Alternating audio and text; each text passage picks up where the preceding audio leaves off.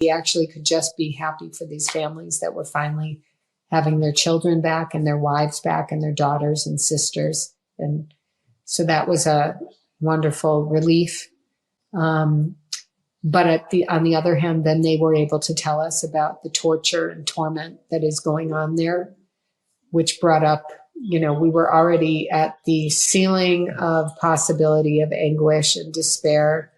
And somehow we broke through that ceiling and are even suffering much more, hearing about the torture and the abuse and the starvation and the sexual abuse, both men and women.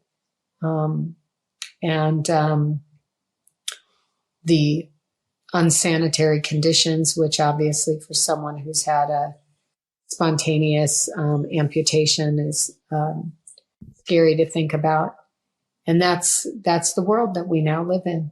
We feel like we have to keep trying to save his life and save their lives.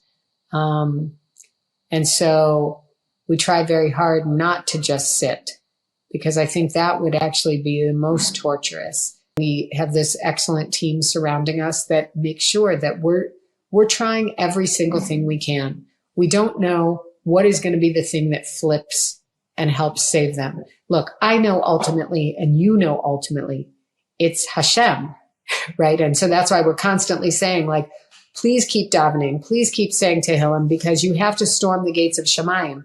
But what's going to be the vehicle that Hashem is going to use? That I don't know. And so therefore, we have to, I was asked to speak at the UN in New York.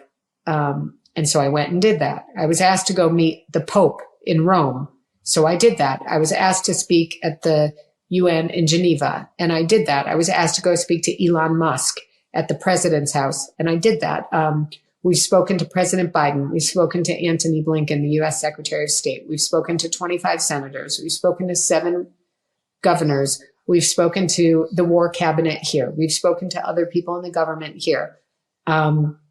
We've spoken to many groups, from all over the world, all different colors and textures of people.